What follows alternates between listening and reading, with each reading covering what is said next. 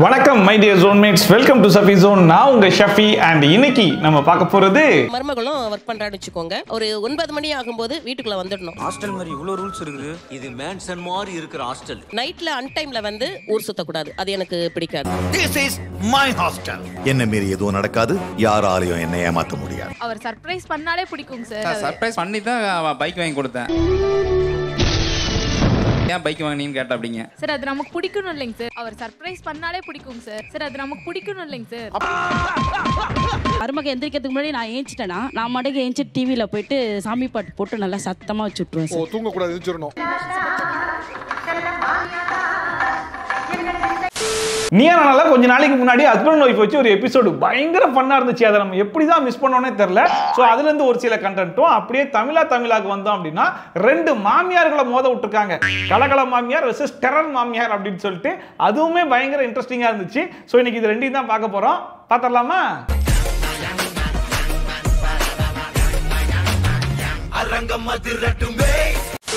ஆக்சுவலாக இந்த எபிசோடுடைய டாபிக் என்னன்னு சொல்லி கேட்டிங்கன்னா, ஒரு பக்கம் மனைவிகள், நான் எள்ளுனா நீ எண்ணெயா இருக்கணும்டா, நான் சொன்னாதான் உனக்கு புரியணுமா, நான் சின்ன அசைவு கொடுப்பேன், ஒரு வார்த்தையை விடுவேன், அதை பிடிச்சிக்கிட்டே நீ மொத்தத்தையும் புரிஞ்சுக்கணும்டா அப்படின்னு சொல்லக்கூடிய மனைவிகள்.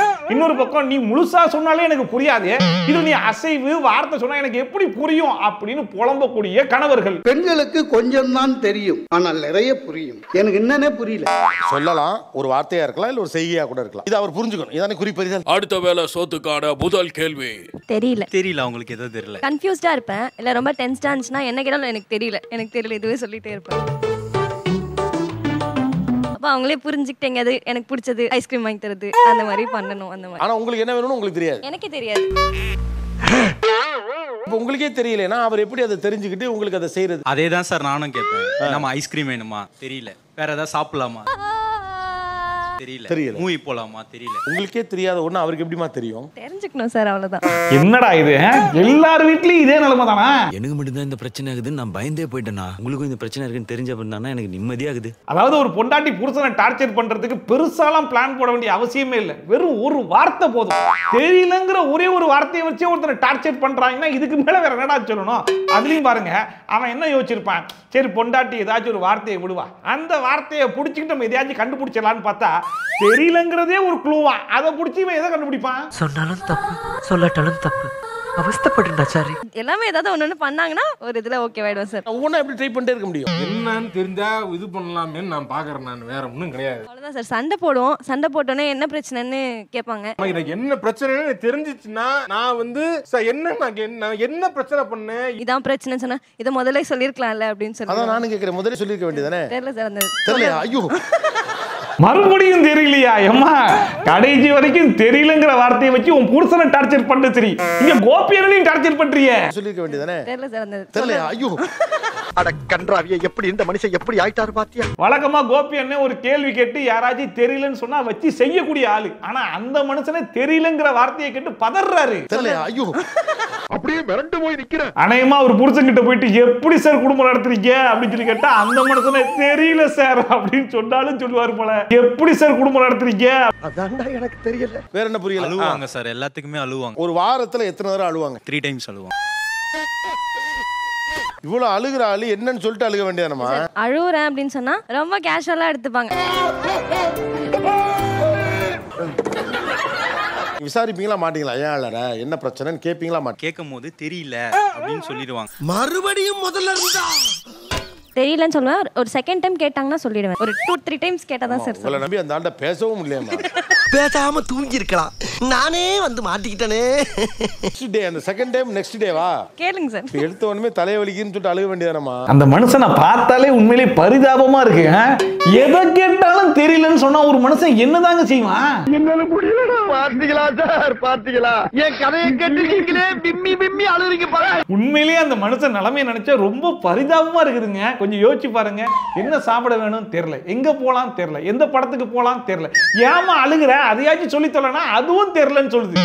சரி ரைட், உனக்கு எதுவும் தெரியலையா, அப்படியே விட்டுறலாம்னா எனக்கு தான் தெரியல. ஆனா அதை நீ தெரிஞ்சுக்கணும்னு சொல்லி சொன்னா ஒரு மனுஷன் என்னங்க பண்ணுவான்? உங்களுக்கு ஞாபகம் இல்ல?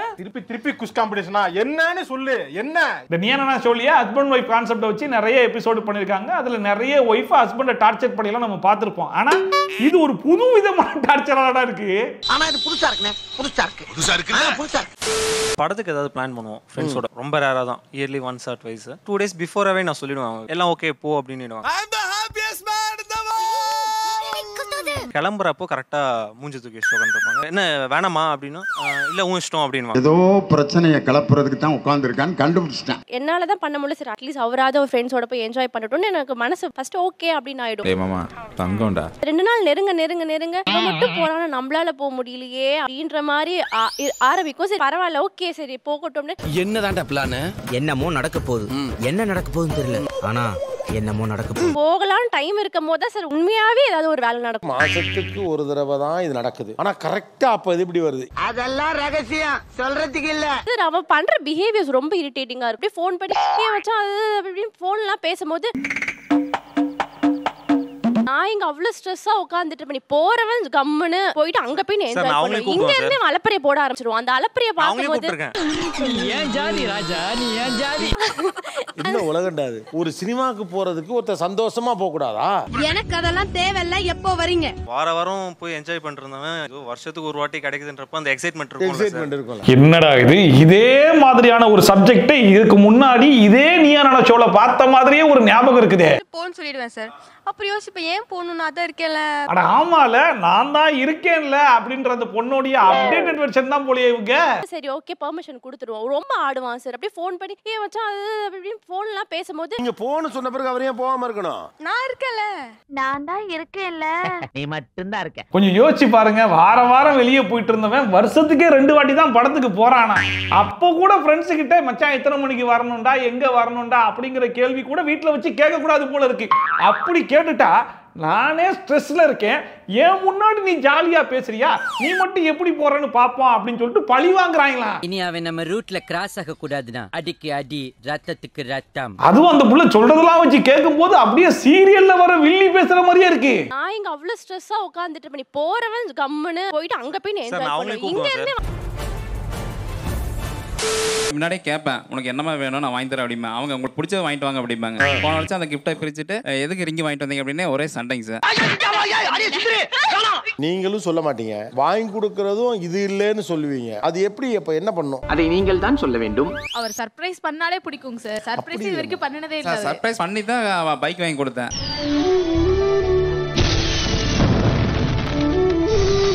பைக் வாங்கி கொடுத்ததுக்கு ஏன் பைக் வாங்கினீங்கன்னு கேட்டா அப்படிங்க. சார் அது நமக்கு பிடிக்கணும் இல்லைங்க சார். அப்புறம் எப்படி உங்களை சர்ப்ரைஸ் பண்ண முடியும்? என்னடா டேய் ஒரே குழப்பமா இருக்குது. என் ஹஸ்பண்ட் சர்ப்ரைஸ் பண்ணாலே எனக்கு பிடிக்கும் சார் அப்படின்றாங்க. சரி ரைட்டுன்னு அந்த மனுஷன் உனக்கு சர்ப்ரைஸா பைக் வாங்கி கொடுத்துருக்காப்ல. ஆனா அந்த சர்ப்ரைஸ் எனக்கு பிடிக்கணும்ல சார் அப்படின்னு. சர்ப்ரைஸ் பண்ணாலே பிடிக்கணுமா இல்ல அந்த சர்ப்ரைஸ் பிடிக்கணுமா? முதல்ல அதை கிளியர் பண்ணுங்கடா. அவர் சர்ப்ரைஸ் பண்ணாலே பிடிக்கும் சார். சார் அது நமக்கு பிடிக்கணும் இல்லைங்க சார். அப்புறம் எப்படி உங்களை சர்ப்ரைஸ் பண்ண முடியும்? இத்தனையும் பாருங்க, அந்த மனுஷன் சர்ப்ரைஸ் பண்றதுக்கு முன்னாடி கூட உனக்கு என்ன பிடிக்கும் அப்படிங்கறத கேட்டிருக்காப்பு. உங்களுக்கு பிடிச்சதை வாங்கிட்டு வாங்க அப்படிங்கிற வார்த்தையும் சேர்த்து போட்டு சரி ரைட் நம்மளுடைய டேஸ்ட்டுக்கே வாங்கிட்டு வரோம்னு வாங்கிட்டு வந்தா ஓ டேஸ்ட்டுக்கு வாங்கிட்டு வந்தா எனக்கு எப்படா பிடிக்கும், என் டேஸ்ட்டை கண்டுபிடிச்சு வாங்கிட்டு வாடான்னு சொல்லி சொன்னா இது தெரியல கேஸால தான் இருக்கு. அவர் சர்ப்ரைஸ் பண்ணாலே பிடிக்கும் சார். சார் அது நமக்கு பிடிக்கணும் இல்லைங்க சார். இப்ப நான் அவருக்கு சர்ப்ரைஸ் பண்ணுவேங்க சார். அவருக்கு என்ன தேவை, அது எது அவருக்கு ரொம்ப பிடிக்கும்னு தெரிஞ்சு சர்ப்ரைஸ் பண்ணுவேன். என்ன துணிச்சலா பேசிருக்காங்க பாத்தீங்களா? வாங்க. ஒரு சில விஷயங்கள் எனக்கு பிடிக்காதே வாங்கி கொடுத்துருக்காங்க. அவங்க மனசு கஷ்டப்படக்கூடாதுங்கிறதுக்கோசம் நான் ஏத்துக்கிறேன். அவ்வளவுதானே. அவ்வளவுதான் விஷயமே. நமக்காக ஒருத்தங்க சர்ப்ரைஸ் பண்றாங்கன்னா அந்த சர்ப்ரைஸை தான் நம்ம பெருசா பார்ப்போமே தவிர்த்து அதுக்கு பின்னாடி இருக்கக்கூடிய பொருள் வந்து செகண்டரி தான். ஆனா இவங்க எப்படி இருக்காங்க அப்படின்னா, நான் என்ன பொருள் எதிர்பார்க்கறனோ அந்த பொருளை நீ கொண்டு வந்து எனக்கு சர்ப்ரைஸ் பண்ணணும், அப்பதான் அந்த சர்ப்ரைஸ் எனக்கு பிடிக்குமே தவிர்த்து பொருள் நல்லா இல்லைன்னா அந்த சர்ப்ரைஸ் எனக்கு பிடிக்காது அப்படின்னு பேசுறாங்க. ஆனா கூடவே நீ சர்ப்ரைஸ் பண்ணாலே எனக்கு பிடிக்கும் அப்படிங்கிறது சேர்த்து சொல்லிக்கிறாங்க. அப்ப இப்படியும் பேசுறீங்க. இல்ல மேடம், எனக்கு சர்ப்ரைஸ் பண்ண வேண்டிய பொருள் என்னன்றத தொடர்ச்சியாவே அவருக்கு நான் இன்டிமேட் பண்ணிட்டே இருந்திருக்கேன். நிறைய டைம் பல வகையில அவருக்கு ஞாபகப்படுத்திட்டே இருப்பேன். நீங்க எனக்கு Dress எடுக்கணுங்க, Dressே இல்லங்க. Dress எடுக்கணுமா? அந்த ஒரு பொருள் நான் வந்து எனக்கு கிடைச்சதுன்னா அந்த சர்ப்ரைஸ் பண்ணது முழு மனசோட ஏத்துக்கு. இதெல்லாம் எவனாவது இத்து போன பையிட்ட போய் சொல்லு. சார் அப்படி இன்டிமேட் பண்ண பொருள் தான் ரிங்கிங். ஸ்டோன் வச்ச ரிங் வேணும் அப்படின்னு சொன்னாங்கன்னு தான் வாங்கி கொடுத்தேன். ஆனா இந்த ஸ்டோன் இல்ல, பிளாக் ஸ்டோன் வச்சது அப்படின்ட்டு மாத்திட்டாங்களா? என்ன சொல்றது? ஐயோ ஐயோ, இந்த புருஷனுங்களுக்குலாம் முதல்ல போய் செலவைங்கடா, ரொம்ப சிரமம்டா டேய். அதாவது சரி ரைட்டு, டெய்லியும் காலில் முழிச்ச உடனே இந்த விரலுக்கு ஒரு ரிங் வேணும், இந்த விரலுக்கு ஒரு ரிங் வேணும், அதுவும் ஸ்டோன் வச்ச ரிங் வேணும் அப்படிங்கிறத டைரக்டாவே சொல்லிட்டாங்க. சரி ஆசைப்படுறாளே பொண்டாட்டின்னு சொல்லிட்டு அந்த மனுஷனும் அந்த ரிங்கை வாங்கிட்டு வந்து கொடுத்தா அதுலயும் ஸ்டோன் மொட்டையா இருக்குதுன்னு சொல்லி சொன்னா அந்த மனுஷன் என்னையா பண்ணுவான்? உள்ள போய் கதை சாத்திட்டு திறக்க மாட்டேங்கிறாடா, என்ன பண்றதுனே தெரியல, பயமா இருக்குடா. அதாவது எப்படா கல்யாணம் நடக்கும் அப்படின்னு சொல்லி ஏங்கிட்டு இருக்கக்கூடிய இளைஞர்களே ஒரு விஷயத்த நல்லா புரிஞ்சுக்கோங்க. கல்யாணம்ங்கிறது ஒன்றும் அவ்வளோ ஈஸியான விஷயம்லாம் கிடையாது.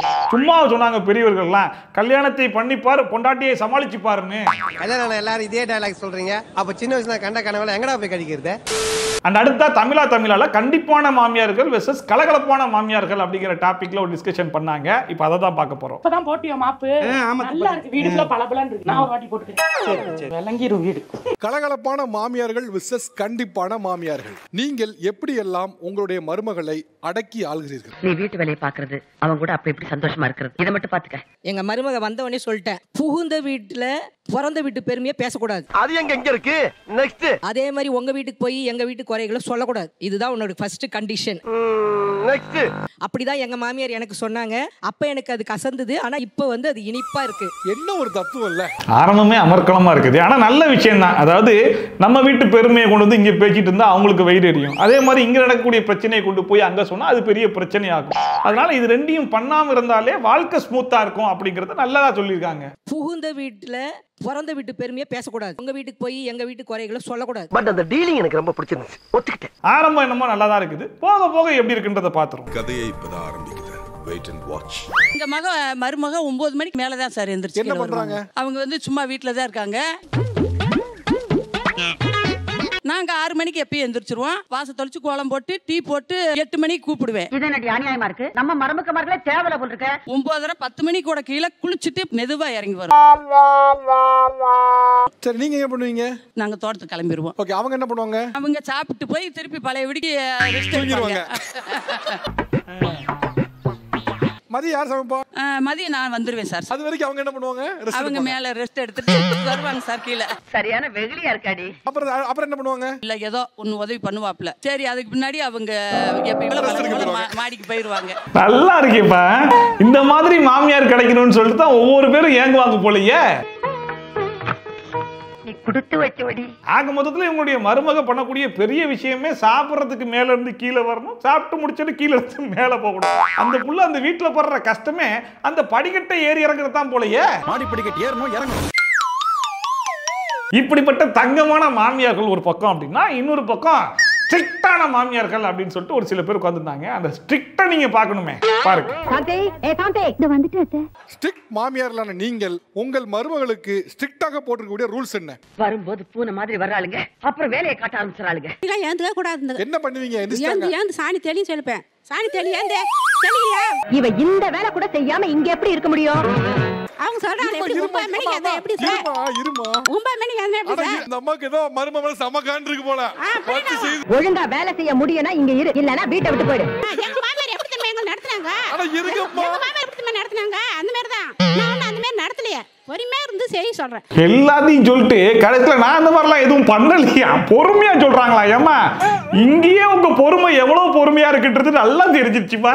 சாணி தெளியாங்க தெளியா அடியே என்னத்த அங்க என்ன டீ எல்லாம் போட்டு வச்சுட்டு 8 மணிக்கு கூப்பிட்டா 9 10 மணிக்கு தான் அந்த புள்ள இறங்கி வருமா? அப்ப கூட அந்த மாமியார் ஒன்றும் சொல்ல மாட்டாங்களா? ஆனா இங்க இந்த மாமியாரை பாருங்க 4 மணிக்கு எந்திக்கணுமா? ஏன்னா நான்லாம் 4 மணிக்கு தான் தூங்கவே போவேன். தூங்குற நேரத்துல எதிர்த்து என்னடா பண்றதுன்னு சொல்லி கேட்டா வெளியே போய் சாணி தெளிக்கணுமாம்ல.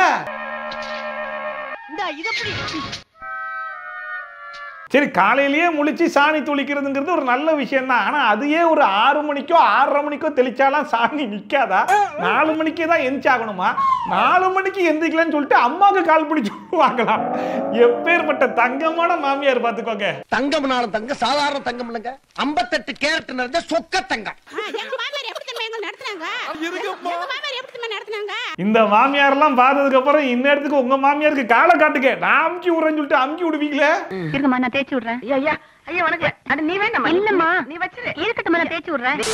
என் பையன் ஒர்க்கிங், என் மருமகளும் ஒர்க் பண்றான்னு வச்சுக்கோங்க. ஒரு 9 மணி ஆகும்போது வீட்டுக்குள்ள வந்துடணும். ஹாஸ்டல் மாதிரி இவ்வளவு ரூல்ஸ் இருக்குது. இது மேன்சன் மாதிரி இருக்கிற ஹாஸ்டல். அதுக்கப்புறம் நீ வெளியே போக கூடாது. நைட்ல அன்டைம்ல வந்து ஊர் சுத்த கூடாது. அது எனக்கு பிடிக்காது. என்னடா இது, அநேகமா இவங்க படாகோபி ஏரியால இருந்து வராங்க போலயே.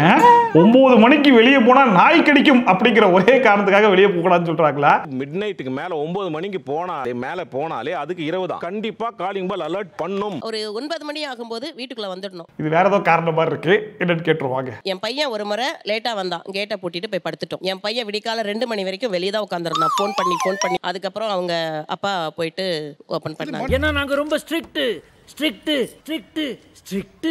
9 மணிக்கு உங்க பையனும் வெளியே போக கூடாது, உங்க மருமகளும். ஃபங்க்ஷனுக்கு போறீங்க, வீட்ல சொல்லிட்டு போகணும். சொல்லிட்டு போனீங்கன்னா அதே டைம்க்குள்ள வந்துடணும் வீட்டுக்கு.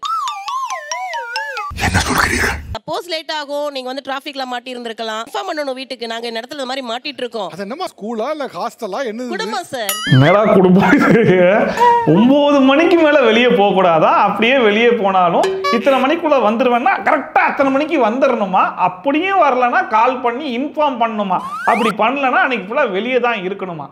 இது குடும்பமா ஹாஸ்டலா? This is my hostel. என்ன மீறி எதுவும் நடக்காது, யாராலையும் என்ன ஏமாத்த முடியாது. அது வேற ஒண்ணும் இல்ல, பையனையே 2 மணி வரைக்கும் வெளியே நிக்க வச்சுட்டாங்களே, அப்ப நம்ம நிலைமை அப்படின்னு சொல்லிட்டு மருமக யோசிப்பால. அதனால மருமக 9 மணிக்கு மேல இல்ல, நான் வீட்டை விட்டே வெளியே போக மாட்டேன் அப்படின்னு சொல்லி வீட்டுக்குள்ளே இருந்துருவாங்க போல. சாந்தி. இவங்க பேசுறதெல்லாம் வச்சு பார்க்கும்போது மருமகளுக்கு மாமியார மட்டும் இல்ல, மகனுக்கு அம்மாவே ரொம்ப ஸ்ட்ரிக்டா தான் இருப்பாங்க போலயே. இதுல அவங்க புருஷ நிலைமை நினைச்சதான் ரொம்ப பாவமா இருக்கு. இது ரொம்ப பாவம்பா. குடும்பம் அப்படின்னா ஒரு கட்டுப்பாடு இருக்கணும். மருமகள் வந்து வீட்டுக்கு விளக்கேத்த வரக்கூடியவ, நம்ம குடும்பத்தை கட்டி காக்கக்கூடிய பொண்ணு. நியாயமா இருக்கணும்.